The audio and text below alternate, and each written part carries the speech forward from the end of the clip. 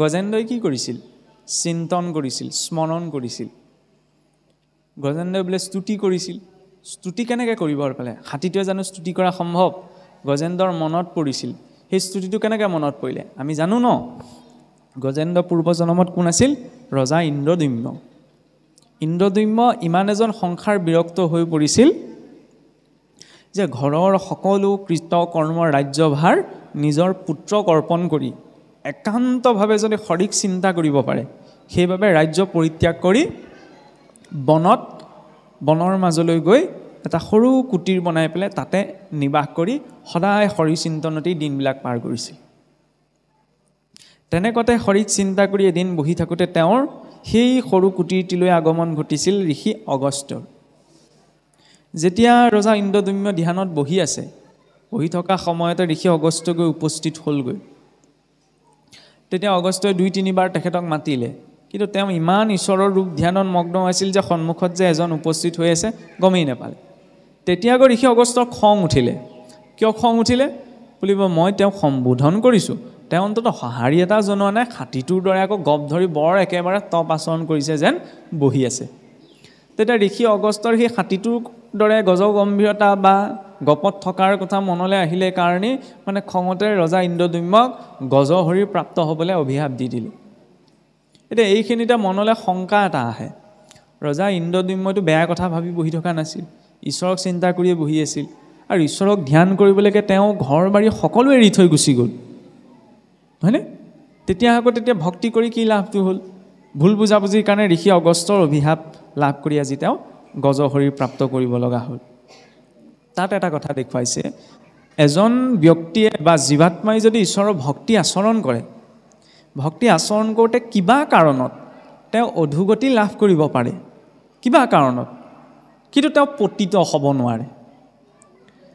ৰজা ইন্দ্ৰদ্যুম্নই আজি অধোগতি লাভ কৰিছে, মনুষ্য আছিল, মনুষ্যৰ পৰা গজহৰি প্ৰাপ্ত কৰিছে, কিন্তু তেওঁ পতিত হোৱা নাই। কিয় পতিত হোৱা নাই?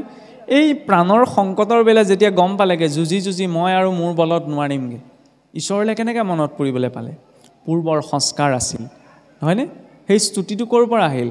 ইন্দ্ৰদ্যুম্ন ৰজাই যিটো স্তুতিৰে সদায় ভগৱন্তক স্তুতি কৰিছিল, সেই স্তুতিটো সেই গজেন্দ্ৰৰ মনত পৰি গৈছিল। সেইখিনি সময়ত গজেন্দ্ৰই ৰচনা কৰি গোৱা সেইটো স্তুতি নহয়, পূৰ্বৰ সেই ঈশ্বৰক কৰা স্তুতি। সন্ধ্যা উপাসনাকণ সেইকাৰণেই লাগে যাতে সংকটৰ বেলিকা এই ঈশ্বৰৰ কথাটো মনত আহে। কিন্তু মই যদি পিছল খাওঁতে, খুন্দা এটা খাওঁতে, উজুতিটো খাওঁতে বেয়া মাত এটাহে মোৰ মুখৰ পৰা ওলায়, তেতিয়াহ'লে মই কি কৰি আছোঁ? ভেকু ভাওনা। যদি ভাৱ থাকিলেহেঁতেন ঈশ্বৰৰ চিন্তন হ'লহেঁতেন, হৈছে জানো? সেইকাৰণে সতৰ্কতাটো লাগে। আৰু অন্তিম সময়ত কিবা সংকটৰ বেলিকা ঈশ্বৰক চিন্তা কৰাটোত কিয় গুৰুত্বতা দিয়া হৈছে? কাৰণ এতিয়া যিটো যেনেধৰণৰ ভাৱ চিন্তন মনত চলি আছে, অন্তিম সময়টো সেয়াই মনলৈ আহিব। ইয়ং ভাৱ স্মৰি নিত্যম তজ্জন্তেব কলেবৰম তং তমেৱতী কন্তেয় সদা তদ ভাৱ ভাবিত।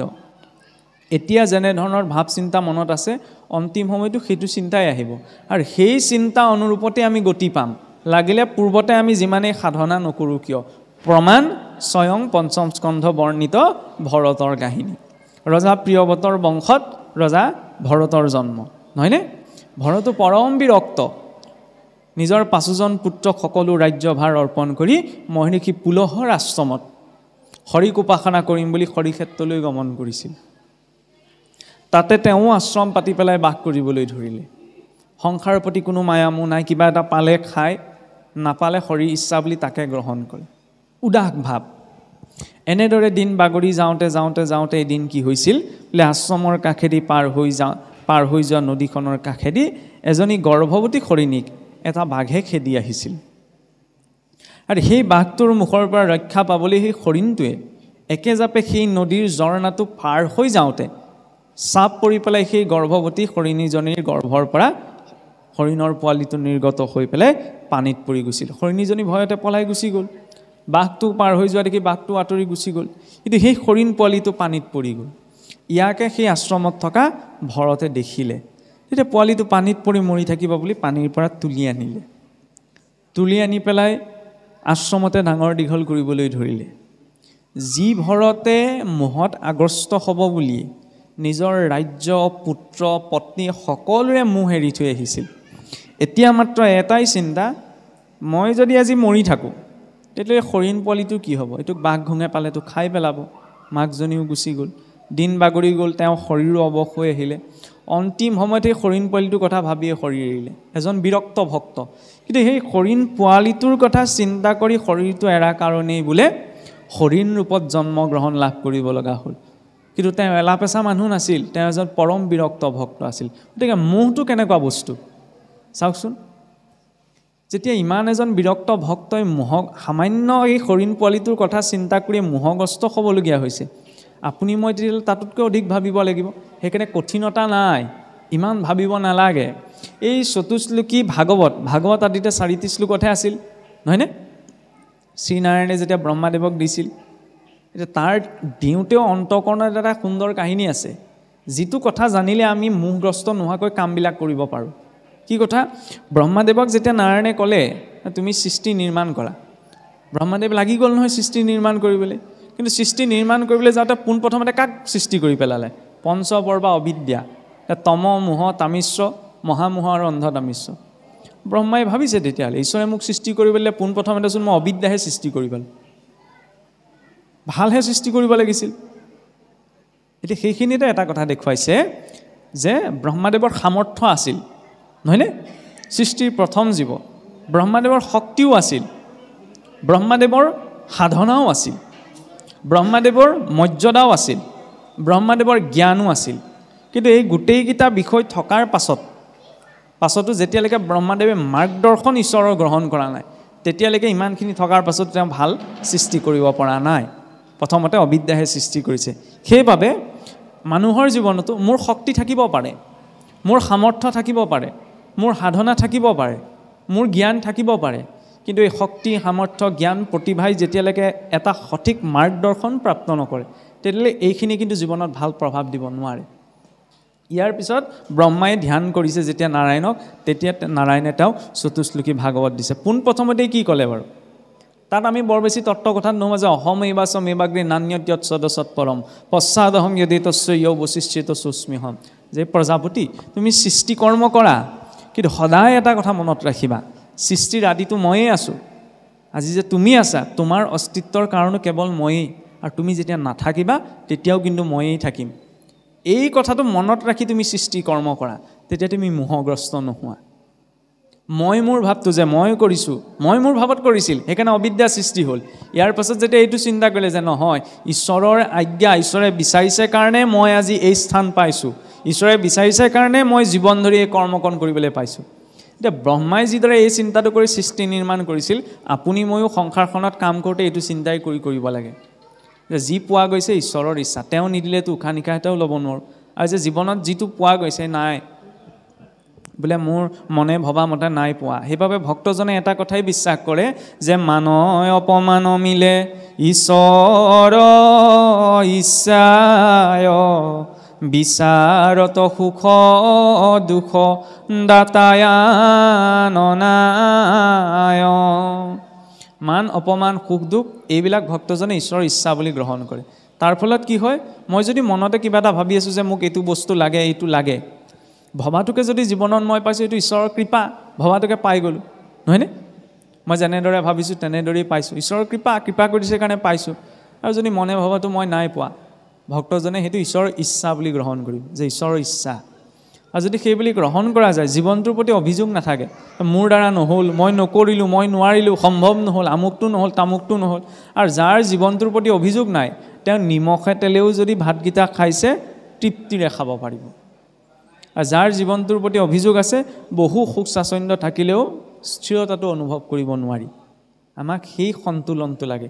সেই সন্তুলনটো একমাত্ৰ এই জ্ঞানটোৱে। আই যশোদায়ো ভগৱান কৃষ্ণক বান্ধিবলৈ যাওঁতে দুৱাঙুলে অতা নাছিল, নহয়নে? দুৱাঙুলে কিহৰ কথা বুজাইছে? মই মোৰ ভাৱ, মোৰ পুত্ৰ মই বান্ধিছোঁ, অহংমম ভাৱ। গতিকে ঈশ্বৰৰ ওচৰত অহংমম ভাৱটো বৰ্জন হ'বলৈ শৰণৰ তৃতীয়টো সিদ্ধান্তই কি ক'লে? যে নিয়ন্ত্ৰণকৰ্তা একমাত্ৰ ঈশ্বৰহে। আমি ভাবোঁ কি সংসাৰখন, সমাজখন, পৰিয়ালটো মোৰ মতে চলিব লাগে, মোৰ নিয়ন্ত্ৰণ থাকিব লাগিব। এইটো নহয়। আনক নিয়ন্ত্ৰণ কৰিবলৈ যোৱাৰ আগতে মই মোৰ নিজৰ ওপৰত নিয়ন্ত্ৰণ আছেনে নাই সেইটোতো চাব লাগিব। কশিপুৰে যেতিয়া কৈছিল দাম্ভিকতাত যে ভগৱানৰনো কি শক্তি আছে, কাৰণ মই একে কোবতেই ঘৰৰ পৰা ওলাই পেলাই স্বৰ্গ মৰ্ত পাতাল ত্ৰিভুৱন জয় কৰিলোঁ। গতিকে মোৰ আগত আৰু তোৰ ভগৱানৰ কি শক্তি আছে? একে কোবতে মই ত্ৰিভুৱন জয় কৰি পেলালোঁ। তেতিয়া ভক্ত প্ৰহ্লাদে যিটো কথা কৈছিল সেইটো সঁচাকৈ আপোনাৰ মোৰ জীৱনতো বিচাৰণীয়। বোলে নিজিনি শৰীৰৰ শত্ৰু ছয়, জিনিলো তিনি লোক বুলি কয়।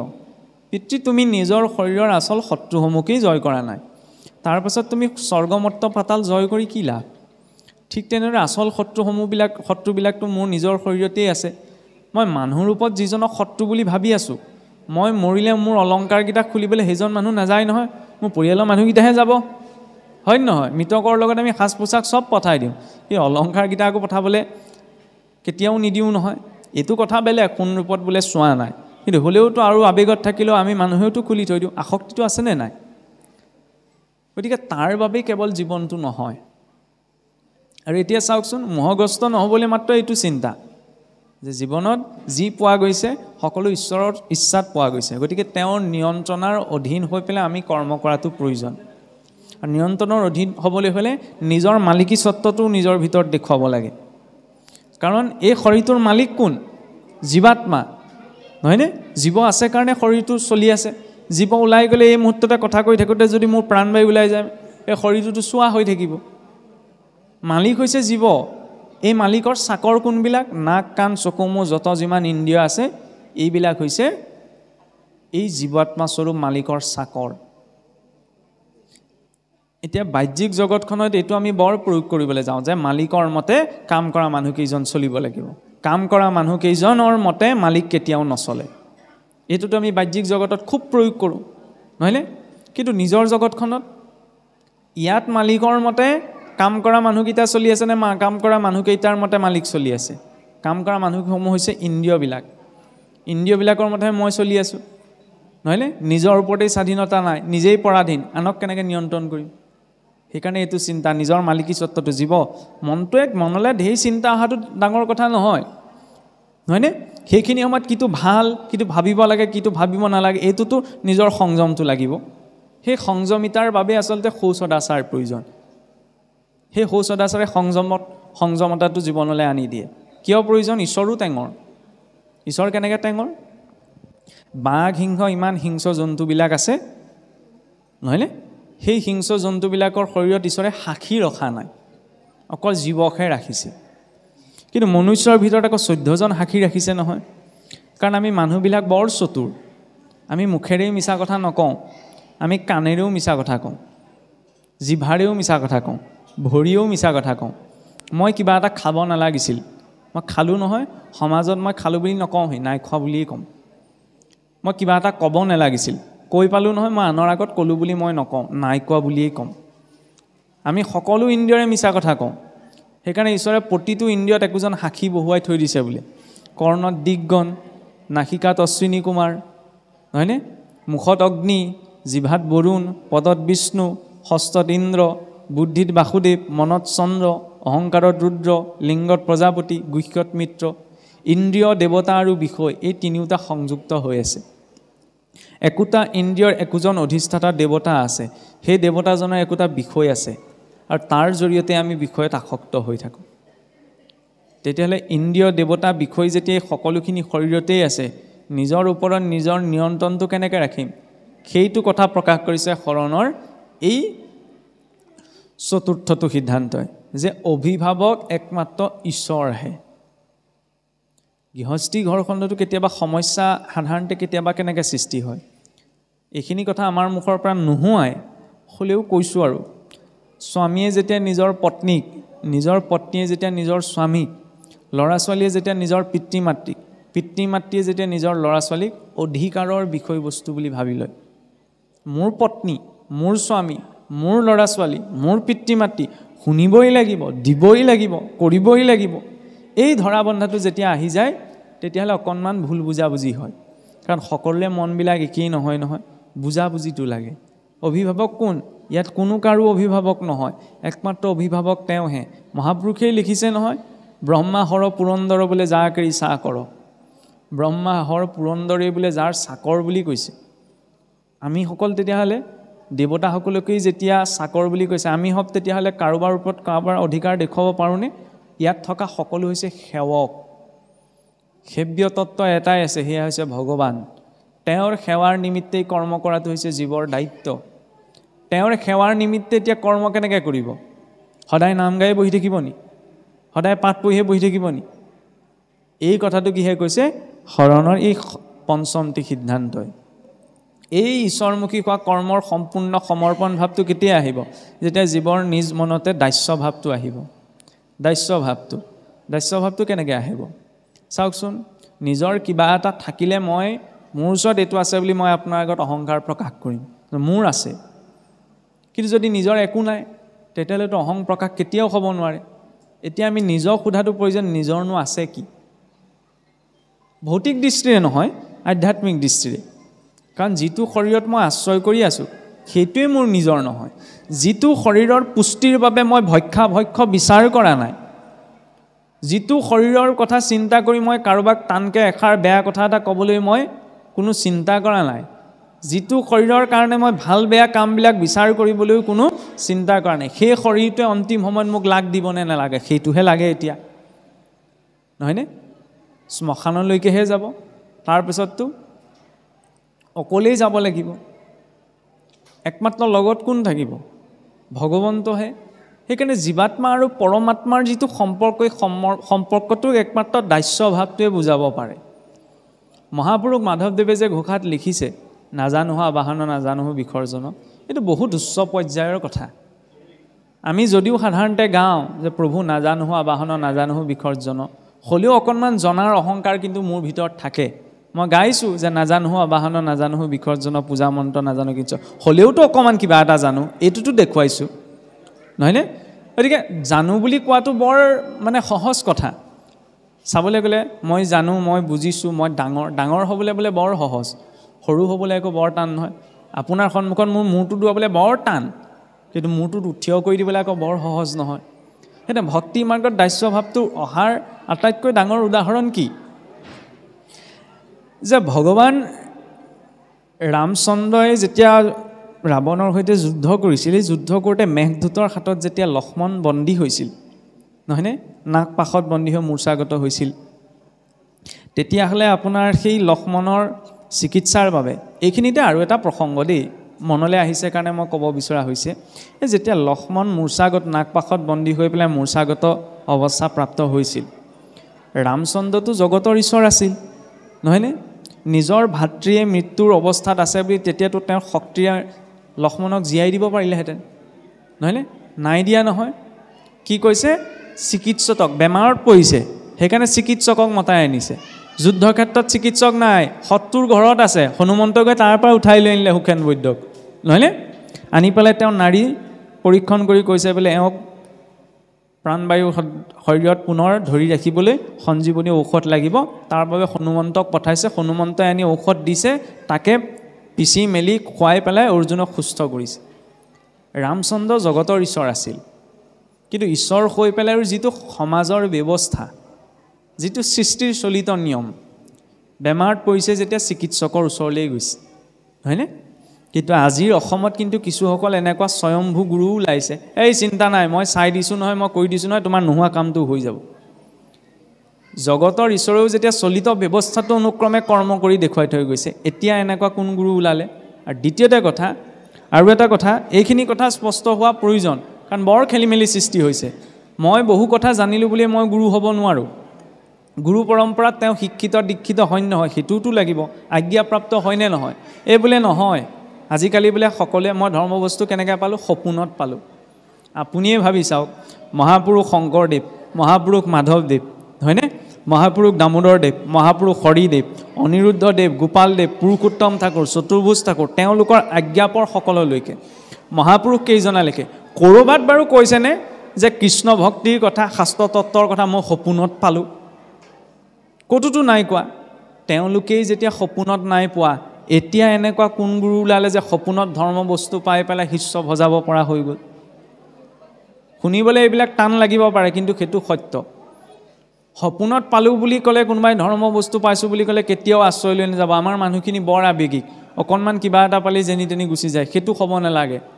এই ধৰ্মৰ ধাৰাটোক ৰক্ষা কৰিবলৈ মহাপুৰুষসকলে ইমান কষ্ট কৰি থৈ গৈছে, নহয়নে? কেতিয়াও আমি এই স্বধৰ্মৰ ধাৰাটো পৰিত্যাগ কৰিব নালাগে, লাগিলে কাৰণ যিয়েই নহওক। তাৰ জৰিয়তে ধৰ্মৰ পৰীক্ষাটো ওলায় যে নিজৰ স্বধৰ্মৰ নিষ্ঠাটো কিমান আছে। যাই হওক, এইটো বেলেগ কথা। এতিয়া চাওকচোন, ভগৱান ৰামচন্দ্ৰই যেতিয়া তেওঁ যে লংকালৈ আহি আছে, এই কথাটো খবৰ দিবলৈ যেতিয়া সেই ভক্ত হনুমন্তকে সীতাদেৱীৰ ওচৰলৈ আঙুঠিটো দি পঠাইছিল, যেতিয়া সীতাদেৱীৰ ওচৰত হনুমন্ত উপস্থিত হ'লগৈ, সীতাদেৱীয়ে সুধিছিল ন, তুমি কোন হয়, ক'ৰ পৰা আহিছা, তোমাৰ পৰিচয় দিয়া। তেতিয়া হনুমন্তই ক'ব পাৰিলেহেঁতেন, মই স্বয়ং বায়ুপুত্ৰ, মই স্বয়ং কিষ্কিন্ধাৰ ৰাজকুমাৰ হনুমান, বা মই স্বয়ং মহাদেৱৰ শিষ্য, বা ময়েই সেইজন হনুমান যি হনুমানে জীৱক ইচ্ছা অনুসৰি অষ্টসিদ্ধি নৱনিধি এই সকলো প্ৰদান কৰিব পাৰে। কিন্তু হনুমন্তই কৈছে কি, যে মই ৰামৰ কিংকৰ হনুমান, ৰামৰ নিজকে দাস বুলি কৈছে। আমি মানুহে আকৌ ধৰি লওক কাৰোবাৰ আগত পৰিচয়টো দিওঁতে নিজৰ কোৱালিফিকেশ্যনৰ থ্ৰুৱেদি দিবলৈ ভাল পাওঁ, যে মই ইমান ইমান কৰিছোঁ, বা এনেকৈ এনেকৈ আছোঁ, এনেকৈ এনেকৈ জড়িত হৈ আছোঁ, নহয়নে? এইটো ভুল নহয়, কিন্তু ভক্তি মাৰ্গত সেইটো প্ৰযোজ্য নহয়। কিয় প্ৰযোজ্য নহয়? উপাধিও ভক্তি মাৰ্গত অহংকাৰৰ কাৰণ।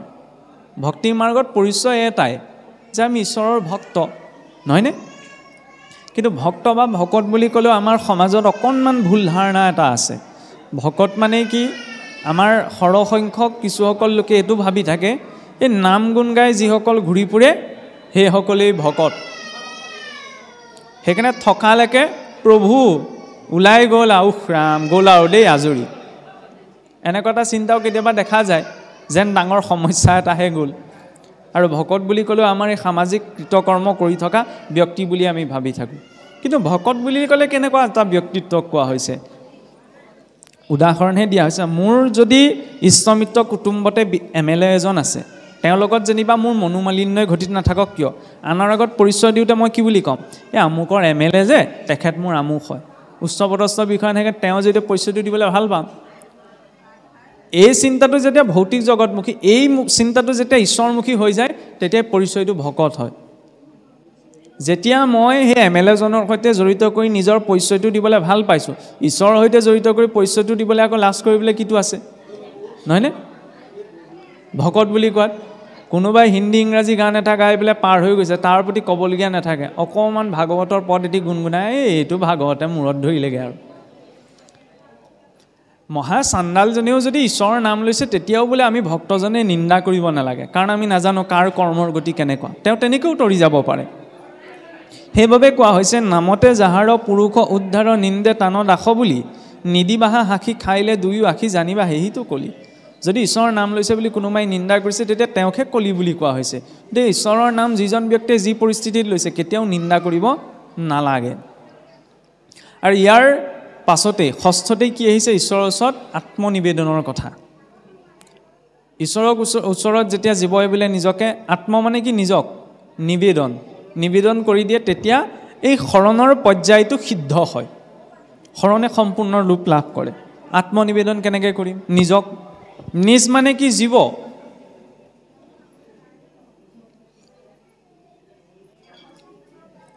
এতিয়া জীৱক নিবেদন কৰাৰ আগতে জীৱৰ ওপৰত কি আছে, শৰীৰটো।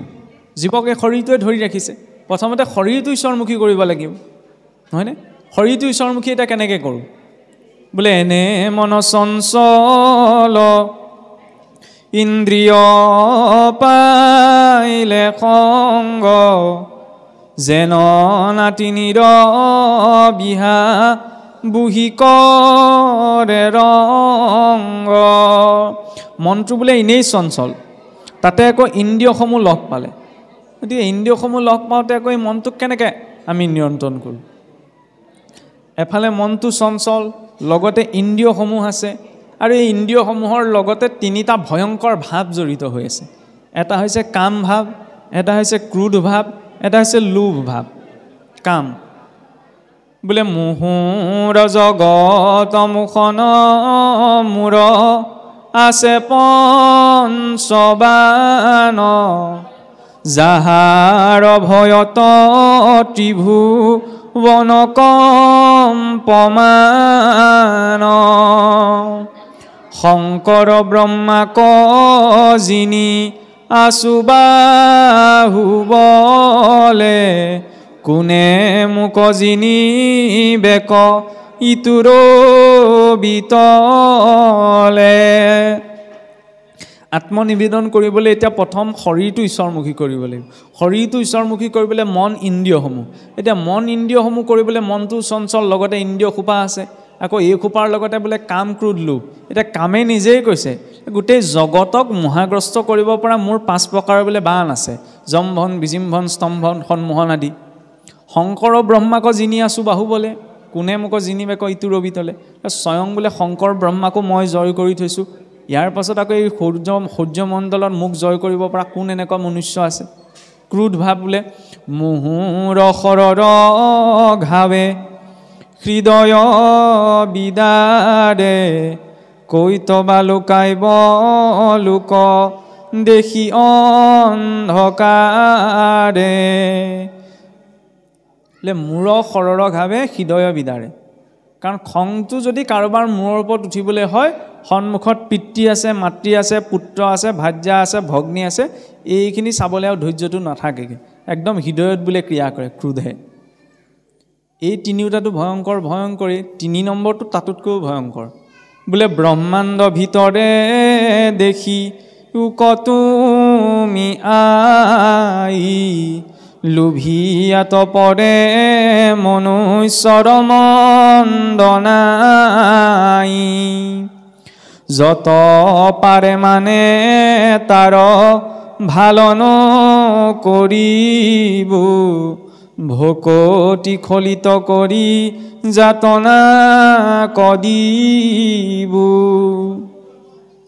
বোলে ব্ৰহ্মাণ্ডত যত যিমান মন্দমতি আছে তাতোতকৈ একেবাৰে শিক্ষত আছে বোলে লোভিয়াজন যত পাৰে মানে তাৰ ভাল নকৰিব ভকতি খলিত কৰি যাতনা কৰিব কিয় ইমান মানে ভয়ংকৰ বুলি কোৱা হৈছে এতিয়া আমি নামঘৰলৈ আহিছোঁ নামঘৰলৈ আহোঁতে কাৰো মনততো কাম ভাৱ নাই হয়নে কাম ভাৱ লৈ কোনো নামঘৰলৈ অহা নাই দ্বিতীয়তে ক্ৰোধ ভাৱতো কাৰো মনত নাই কিন্তু লোভটো আকৌ ইয়ালৈও আহিব পাৰে নহয় হয় নহয় যি স্থানত ক্ৰোধে প্ৰৱেশ কৰিব নোৱাৰে যি স্থানত কামে প্ৰৱেশ কৰিব নোৱাৰে সেই স্থানটো কিন্তু লোভটো প্ৰৱেশ কৰিব পাৰে সেইকাৰণে কৈছে বোলে ব্ৰহ্মাণ্ড ভিতৰে দেখিও ক তুমি মাতৃ চোৱা মায়া মাতৃ আগত নিজেই কৈছে লোভিয়াত পৰে মনুষ্যৰ মন্দ নাই যত পাৰে মানে তাৰ ভাল নকৰিব ভকতি খলিত কৰি যাতনা কৰিব তেতিয়াহ'লে কেনেকৈ আত্মনিবেদন কৰিম এফালে মন চঞ্চল এফালে ইন্দ্ৰিয় খোপা আছে লগতে কাম ক্ৰোধ লোভৰ প্ৰভাৱ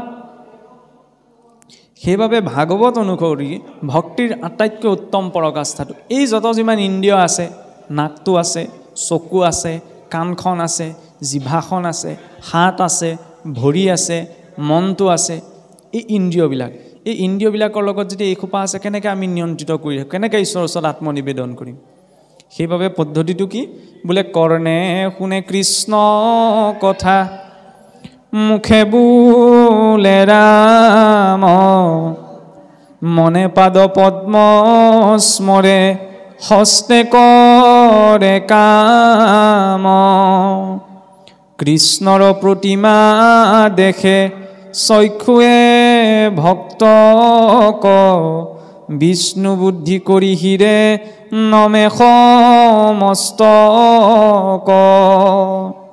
নিৰ্মাল্য তুলসী ঘ্ৰাণ লৱে না শিকায় বিষ্ণুৰ নৈবদ্য মাত্ৰ আস্বাদে জিব্যায় পদে বিষ্ণু বৈষ্ণৱ ক্ষেত্ৰ কচলি যায় এহি মত ইন্দ্ৰিয়ৰ বৃত্তি সমুদায়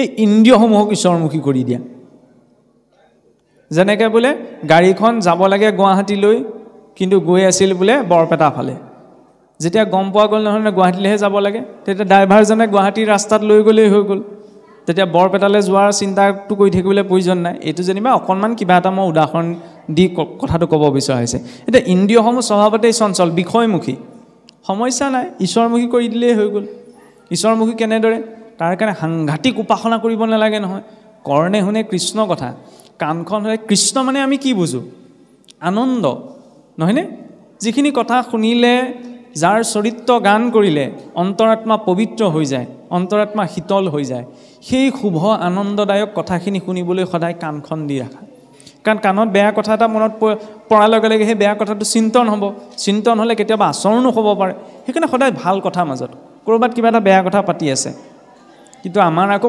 সেইখিনিত সংযমটো কেনেকৈ লাগে বোলে ডাঙৰ ডাঙৰকৈ ভাগৱত পঢ়ি আছে নহয় তালে কাণখন মোৰ নাযাব পাৰে সেইখিনিতে ফুচুক ফাচাককৈ দুজনে কি পাতক তালে কাণখন আকৌ মোৰ পটককৈ যাব নহয় সেইখিনি সময়ত যদি সংযমটো নাথাকে তেতিয়াহ'লে মই এই ইন্দ্ৰিয়সমূহ ঈশ্বৰমুখী কৰিব নোৱাৰোঁ সেইখিনি সময়ত সংযমটো লাগিব মই দেখিছোঁ যে তাত বেয়া কথা পাতি আছে মই নাযাওঁ কাৰণ সেইখিনি কাণত পৰিলে সেইটো মোক প্ৰভাৱ পেলাব য'ত ভাল কথা পাতিছে তালৈ মই যাম য'ত ভাল কথা আলাপ আলোচনা হৈছে বিৰোধিতা কৰাৰ প্ৰয়োজন নাই কাৰণ বিৰোধিতা কৰিবলৈ গ'লে ধৰি লওক তৰ্কাতৰ্কি হ'ব পৰিস্থিতি বেয়া হ'ব মই যদি দেখিছোঁ যে তাত বেয়া কথা পাতিছে লাহেকৈ সেই স্থান পৰিত্যাগ কৰি গুচি আহা সিমানকণে আচৰণ কৰ্ণে শুনে কৃষ্ণ কথা মুখে বোলে ৰাম মুখখন কিয় দিলে ঈশ্বৰৰ নাম ল'বলৈ কম ডাঙৰ কথা নে মাত নুফুটা সন্তানটিকো কোনোবাই পাৰিলে বেয়া মাতটোহে শিকাওক ৰাম বা কৃষ্ণ বুলি ক'বলৈ নিশিকাইগৈ নহয় ডাঙৰ হৈ সিয়ে যেতিয়া বেয়া মাত মাতিবা আমিয়ে কওঁ নহয় বোপাই বেয়া মাত নামাতিবা মাত নুফুটোতে আমি কি শিকাইছোঁ এইটো নহয় যে সেই ব্যক্তিজনৰ এইটো মনোভাৱো নাথাকে ল'ৰাটোক মানে বেয়া হ'বলৈ তেওঁ মাতটো শিকাইছে এইবিলাক আমাৰ গাঁৱলীয়া সমাজৰ দেখা শুনি থকা কথা সেইকাৰণে মই কৈছোঁ যে তেওঁৰ মনোভাৱটো এইটো নহয় যে ল'ৰাটো বেয়া হওক তাৰ মুখতে থুকাথুকি মাতেৰে ভাল লাগে সেইকাৰণে ধেমালিৰ ওপৰত এনেই কৈছে আৰু কিন্তু সেইটোৱে সংস্কাৰ আনে মা নুবুলোতেও ৰাম বুলিব লাগে 10জনৰ আগত মই ডাঙৰকৈ বেয়া মাত এটা মাতিবলৈ লাজ নকৰোঁ কিন্তু ৰামকৃষ্ণ বুলি ক'বলৈ যদি লাজ কৰোঁ তেতিয়া হ'ব জানো মই জ্যেষ্ঠসকলৰ কথা ক'ব বিচৰা নাই তেওঁলোকে এটা অভিজ্ঞতা পুষ্ট জীৱন পৰিক্ৰমা পাৰ কৰিছে আমাৰ দৰে ল'ৰা ছোৱালী নহয়নে আমিতো এইটো ভবা নাই কাহানি বা কাৰোবাৰ লগত কথা পাতোঁতে বোলে কৃষ্ণ ৰাম গোবিন্দ ভালে আছেনে কৈছোঁনে আমি ভাবোঁগৈ ভকতৰ সমাজত থাকিলে ৰাম ৰাম কৃষ্ণ কৃষ্ণ গোপাল গোপাল নাৰায়ণ নাৰায়ণ বাকীখিনি সময়ত কাহানি বা সম্বোধন কৰোঁতে ল'ৰা ছোৱালী আমি কথা পাতোঁতে তেতিয়া হাঁহিব বেয়া মাতটো মানসিকতাটো কেনেকুৱা হৈ গ'ল চাওকচোন আগতে অসুৰৰ ল'ৰা ছোৱালীবিলাকেওতো ইমান বেয়া মাত মতা নাছিলে কিন্তু আমাৰ মাজত এনেকুৱা প্ৰবৃত্তি বৃদ্ধি পালে যে বেয়া মাতটো মাতিলে কোনেও নাহাঁহে কিন্তু 10জনৰ আগত কৃষ্ণ বুলি কৈ দিলেগৈ হাঁহিব এই কৃষ্ণ কৈছে চোৱা সেই মানসিকতাত বাৰু জীৱনটোলৈ কিবা পৰিৱৰ্তন আহিবনে নাহে আমাৰ কিছুমান ক্ষেত্ৰত চাবলৈ গ'লে জীৱনবিলাক অসুৰতকৈ অধাচাৰী হৈ গৈ আছে কিয় অধাচাৰী হৈ গৈছে হিৰণ্যাক্ষ দৈত্য আছিল যদিও ইমান সংস্কাৰ আছিল জীৱনত চাওকচোন ইন্দ্ৰক পৰাস্ত কৰি আনি ৰাজমুকুটটো সফলতাৰ প্ৰতীক ৰূপত কাঢ়ি ল'লে আনি পেলাই নিজৰ মাতৃৰ চৰণতহে দিছে সেইটো দৈত্য আছিল যদি ইমান সংস্কাৰ আছিল সফলতা পাইছে যদি প্ৰথম মাতৃৰ চৰণত দিছেহি আমি অকণমান বোলে ডেকা গাভৰু হৈ থকাৰ লগে লগে মা দেউতা বুঢ়া হোৱাৰ লগে লগে আমিয়ে কওঁ নহয় ঘৰত বুঢ়া বুঢ়ী আছেনে মৰিলে আকৌ আমিয়ে সান্তনা দিবলৈ যাওঁনে মৰিলে ভাল হ'ল বুজিছা তোমালোকৰ কষ্ট কম হ'ল তেওঁ কষ্ট কম খালে এইটো চিন্তা হ'ব পাৰেনে এইটো তেতিয়াহ'লে হিৰণ্যাক্ষতকৈ ডাঙৰ দৈত্য হয় নহয় দৈত্যয়ো মাক দেউতাকৰ কথা শুনিছিল আৰু আজিকালি যিকেইটাই নুশুনে সেইকেইটাক আপুনি মানুহ বুলি ক'ব পাৰিবনে শুনিবলৈ বেয়া লাগিব পাৰে সেইটোতো হিৰণ্যাক্ষতকৈও ডাঙৰ দৈত্য তেনেকুৱা পৰিস্থিতি সৃষ্টি যাতে নহয় সেইকাৰণেই ভাগৱতৰ দিশখিনি আচলতে আমাক লাগে